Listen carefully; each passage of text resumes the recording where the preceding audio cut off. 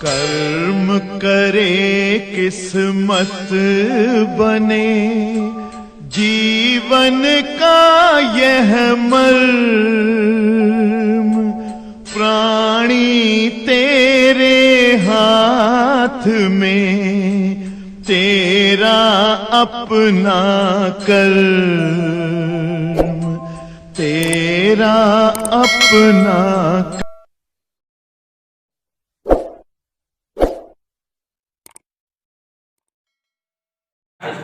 प्यारे बच्चों, एक बहुत ही बढ़िया चैप्टर आपके सामने शुरू करने जा रहे हैं। वैसे जान लीजिए, पहले थोड़ा कुछ बातें हम चर्चा करेंगे इस चैप्टर की। ये बहुत टेक्निकल चैप्टर है, लेकिन अफसोस कि हमें आप लोगों को उतना टेक्निकलिटी के साथ पढ़ाना नहीं है जितना टेक्निकलिटी है ये थर्मोडायनामिक्स।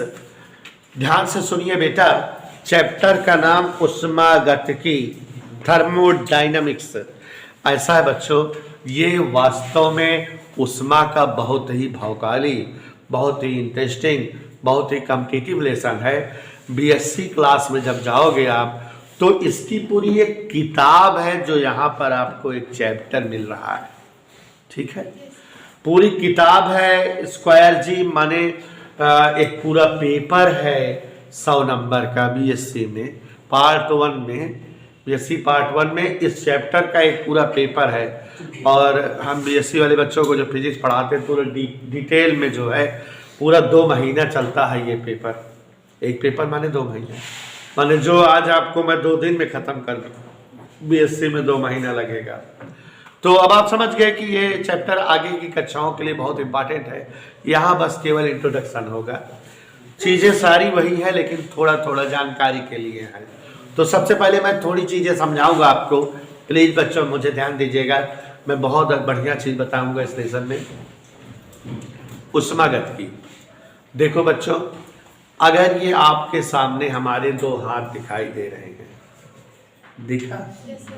अगर हम दोनों हाथ को उष्मा दें, माने आग के आगे करके बैठ जाए, तापी ना, उष्मा दे हाथ देखे, तो दोनों हाथ क्या हो जाएंगे? गर्म। तो माने ये सेंस दिमाग में बैठ गया कि वस्तुओं को उष्मा दी जावे है तो उनका ताप बढ़ जावे है ना। अब अगर हम हाथ काफी देर तक आग के सम्मुख रखे थे उन्हें, ऐसा बेटा कोई बताएगा नहीं, समझते रहो, तो हाथ गर्म हो गए हैं, माने उष्मा देकर इस हाथ का ताप बढ़ाया जा सकता है। क्या कोई और तरीका है कि वस्तु का ताप उष्मा ना दे फिर भी बढ़ जाए? साइंटिस्टों ने सोचा कि भाई उष्मा देने से वस्तुओं का ताप बढ़ता है, तो कुछ विद्वानों ने सोचा क्या कोई और तरीका भी हो सके है कि वस्तु का ताप बढ़ जावे लेकिन उष्मा ना देने पड़े।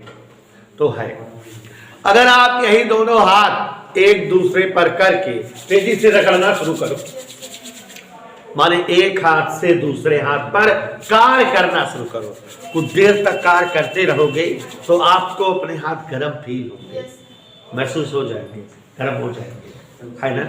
ताप बढ़ गया कि नहीं? अब अगर हम कहूँ जाइए, जैसे कमरा के अंदर, कैसे दूसरे ही बैठा था, कमरा के अंदर जाइए, उसके बाद आई खड़ा हो जाए तो सबके आगे हमारा हाथ गर्म रहा।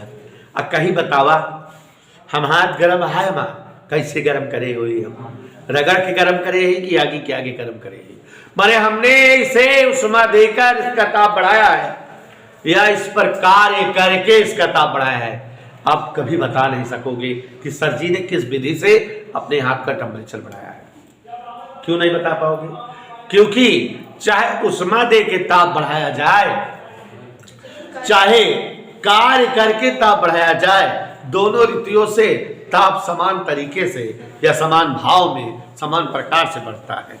ऐसा नहीं है कि उष्मा देने पर लाल ताप बढ़ता है और जो है कार्य करने पर हरियर ताप बढ़ता है, तो दोनों में डिफरेंस या फर्क समझ में आ जाएगा। आप नहीं समझ पाओगे कि वस्तु का ताप उष्मा दे के बढ़ाया गया है या वस्तु का ताप कार्य करके बढ़ाया गया है। बर्तन में पानी हो, कुनकुन गर्म हो, आप ये नहीं जान सकते कि इस पर कार्य करके इसका ताप बढ़ाया गया है तो उष्मा दे करके। तो पानी का ताप कार्य करके कैसे बढ़ाया जाएगा? जो खैलर होता है, खैलर जो मट्ठा मारते हैं, बिलोडक, पानी बाल्टी में रखो, बिलोडक रख के तेजी से उसको मथना शुरू कर दो, ऐसे मथा जाता है। तो तेजी से मथते रहो, जो लस्सी से मथते हैं, तो उसे पानी को भी मथते रहो तेजी से। कुछ देर बाद पानी जो है गर्म हो जाएगा। माने पानी पर यूं किया कार्य और पानी का ताप हो गया गर्म, बढ़ गया कि नहीं? तो कार्य करके वस्तु का ताप बढ़ाया जा सकता है, वस्तु को उष्मा देकर वस्तु का ताप बढ़ाया जा सकता है। हम किसी वस्तु को उष्मा देकर उसका ताप बढ़ा सकते हैं, या किसी वस्तु पर कार्य करके उसका ताप बढ़ा सकते हैं। और चाहे उष्मा देकर ताप बढ़ाएं, चाहे कार्य करके ताप बढ़ाएं, there is no any difference, कोई भी अंतर नहीं होता ताप बढ़ाने वाली प्रक्रिया में। दोनों से समान तरीके से, समान प्रक्रिया से ताप बढ़ता है। और बच्चों, इस तरह से वैज्ञानिक जूल थे, उन्होंने एक नियम दिया उनके हिसाब किताब में कि हम कार्य को उष्मा में और उष्मा को कार्य में बदल सकते हैं। कैसे? अरे भाई, जब हम कार्य कर रहे हैं तब भी ताप बढ़ रहा है, उष्मा दे रहे हैं तब भी ताप बढ़ रहा है, माने दोनों एक ही चीजें हैं। तो वैज्ञानिक जूल ने बताया कि कार्य और उष्मा दोनों एक दूसरे में बदला जा सकता है और दोनों एक दूसरे के समानुपाती होते हैं। कार्य उष्मा के समानुपाती होता है और उष्मा, तो ध्यान दीजिएगा, कौन वैज्ञानिक थे? तो यहां समझो जरा, कार्य को उष्मा में, उष्मा को कार्य में बदला जा सकता है। कार्य उष्मा के या उष्मा कार्य के समानुपाती होती है। इसे किसने बताया बेटा? जूल ने।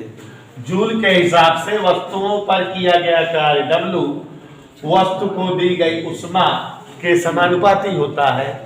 कार्य उष्मा के W बराबर समानुपाती चिन्ह हटता है, नियतांक J यूज होता है। J क्यों? जहां J 4.18 जूल प्रति कैलोरी इसका मान होता है, इसमें उष्मा तुल्यांक इसे कहते हैं। और यहां पर ध्यान दीजिए जरा, कार्य और उष्मा, यह दोनों चीजें बहुत डिटेल में इस चैप्टर में पढ़ी जाएंगी।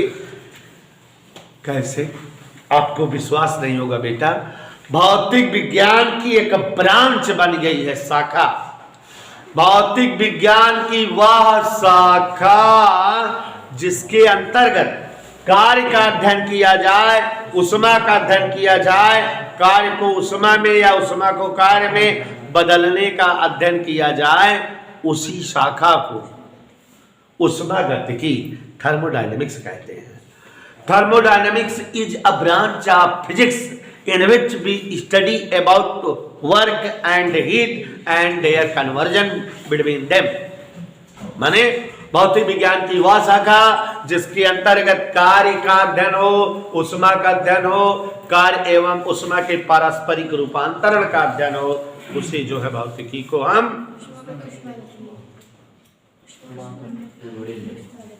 ठीक है ना।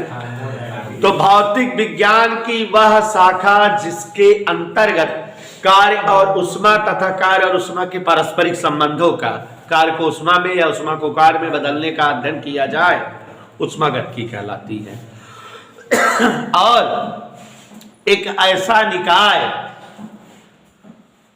जिसे ताप, दाब और आयतन के पदों में व्यक्त किया जा सके, उष्मागतिक निकाय कहलाता है। जैसे सिलेंडर में बंद गैस, फिजिक्स में गैस को उष्मागतिक निकाय कहते हैं। याद करो बेटा, कार्य का मात्रक क्या होता है? जूल। जूल की परिभाषा और उष्मा की परिभाषा और उष्मा का मात्रक कैलोरी, किलो कैलोरी, इन सब की परिभाषा हम शायद पीछे कहीं पाठ में पढ़ा चुके हैं, यहाँ भी है, तो बार बार थोड़ी पढ़ाएंगे, फिर से जान लो उष्मा क्या होती है, पीछे पढ़ाए थे। दो वस्तुओं के मध्य उनके तापांतर के कारण स्थानांतरित ऊर्जा की मात्रा उष्मीय ऊर्जा या उष्मा कहलाती है। क्यू से लिखते हैं।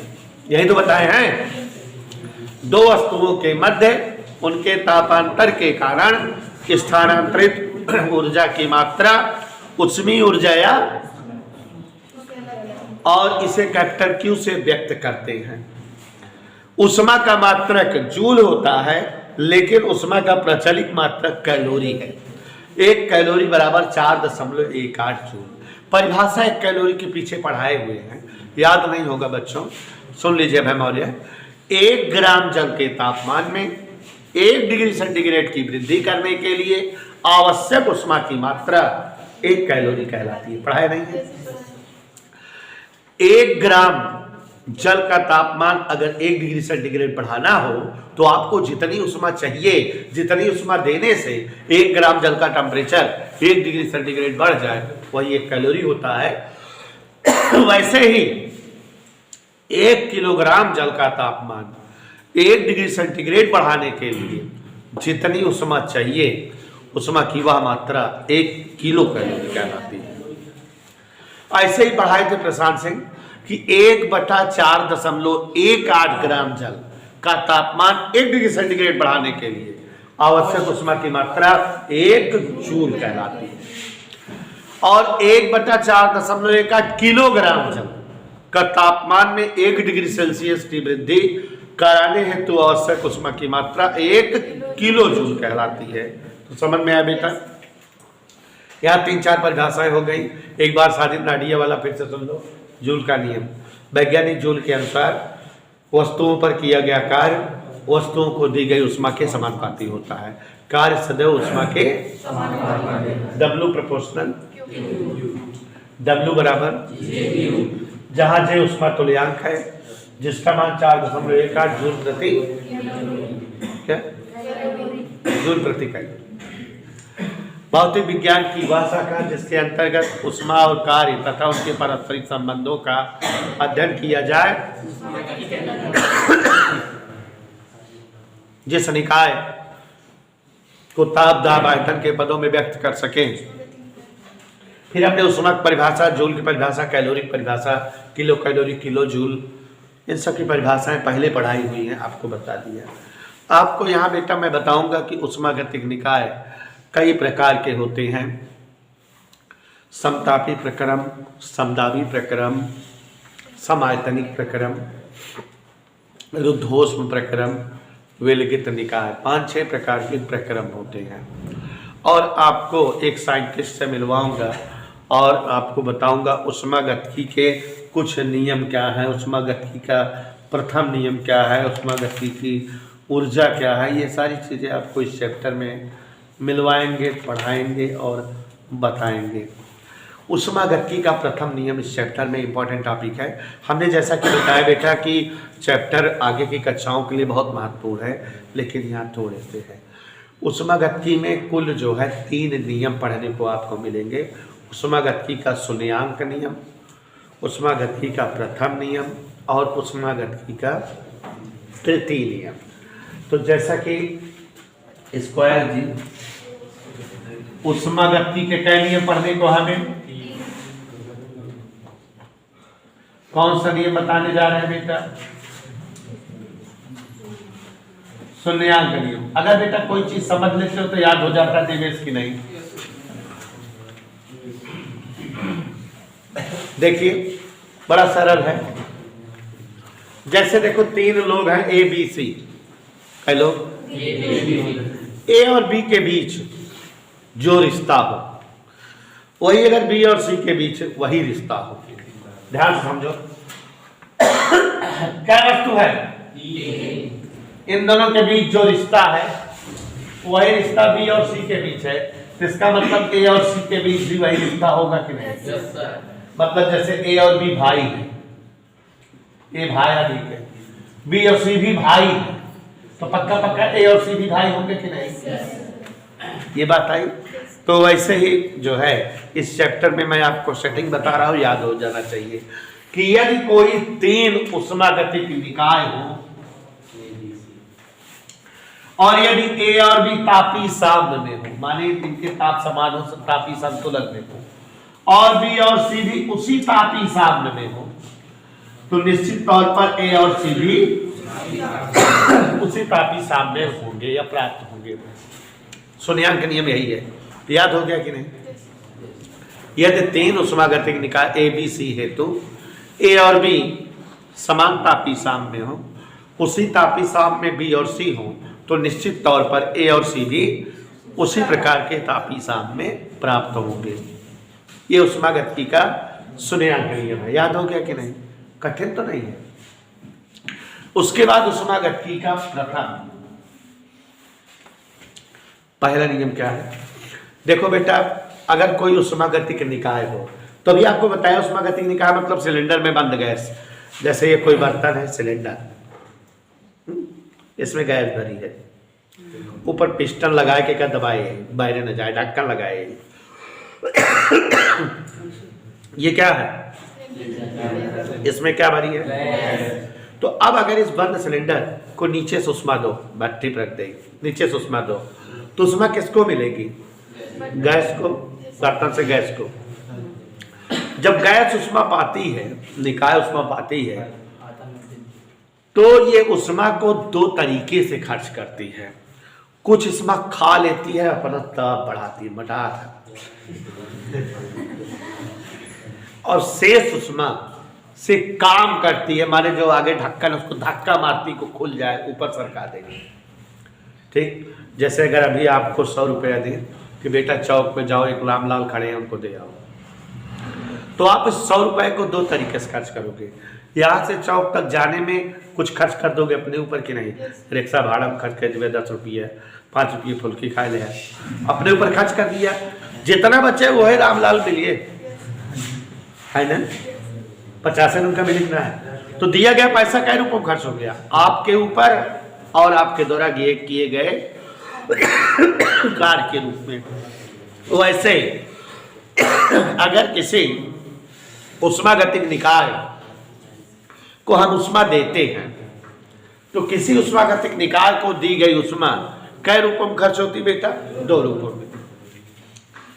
निकाय पहले क्या करता है?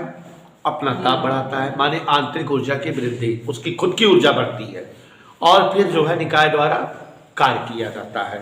मैथ की भाषा में अगर इसे बताएं हम उन्हें साथ, किसी निकाय को दी गई उष्मा, निकाय की आंतरिक ऊर्जा वृद्धि, यू माने ऊर्जा, डी माने वृद्धि, तथा निकाय द्वारा किए गए कार्य के योग के। किसी निकाय को आपने उष्मा दिया कै रूप में खर्च हो रही है? उष्मा का कुछ भाग कहाँ वेस्ट हो रहा है? आंतरिक ऊर्जा के वृद्धि के लिए, और शेष भाग से निकाय क्या कर रहा है? कार्य। इसी को उष्मागतिकी का प्रथम नियम कहते हैं। याद हो गया कि नहीं? किसी उष्मागतिक निकाय को दी गई संपूर्ण उष्मा निकाय की आंतरिक ऊर्जा में वृद्धि व निकाय द्वारा किए गए कार्य के योग के रूप में प्राप्त होती है। dq बराबर du plus W. dq q क्या है? दी गई उष्मा। du क्या है? आंतरिक ऊर्जा में वृद्धि। w क्या है? निकाय द्वारा किया गया कार्य। अब बच्चों हम लोग ऊर्जा वृद्धि और कार्य का अलग अलग सूत्र निकालेंगे यहाँ चैप्टर में। आपको बताना चाहेंगे कि उष्मागतिकी इंपॉर्टेंट हमारी लाइफ में क्यों है। अभी थोड़ी देर पहले बताया कि एक ऐसा फिजिक्स है जिसमें कार्य को उष्मा में या उष्मा को कार्य में बदलने का अध्ययन किया जाता है। तो इस पर जो है फिजिक्स में जो चीजें पढ़ी जाती हैं उन पर कोई न कोई उपकरण बन जाते हैं। तो इस पे उपकरण बना है, उष्मा को कार्य में बदलने का उपकरण बना है। आपको पता है कौन सा उपकरण? इंजन। जो हमारे जो है बाइक के इंजन, कार के इंजन होते हैं, उनका लॉजिक क्या होता है जानते हो? उष्मा से कार्य उत्पन्न होता है। वो पेट्रोल डीजल अंदर जाता है, पेट्रोल आग लगती है, उष्मा उत्पन्न होती है, उससे पिस्टन लगा होता है, तुरंत गति करने लगता है, और पिस्टन से चैन और पहिए जोड़ देते हैं तो वो काम होने लगता है। तो इंजन क्या करता है? उष्मा को किस में बदल देता है? कार्य में। तो उष्मागतिकी ही तो है। फ्रिज है, ये भी ऐसे उल्टा, फ्रिज उल्टा काम करता है, कार्य को उष्मा बदलता है, माने उष्मा लेता है, वो ठंडा करता है। जो निकाय रखे जाते हैं उनसे उष्मा लेता है, ताप की जो है कमी करता है। तो भाई दबे आगे चैप्टरों में पढ़ेंगे हम ये सब चीज़ें। तो आप समझ गए कि हमारे लिए यूजफुल है कि हमारे जो गाड़ियों के इंजन होते हैं उनमें उष्मा को कार्य में रूपांतरित करने के सिद्धांत पर उनका लॉजिक है पूरा।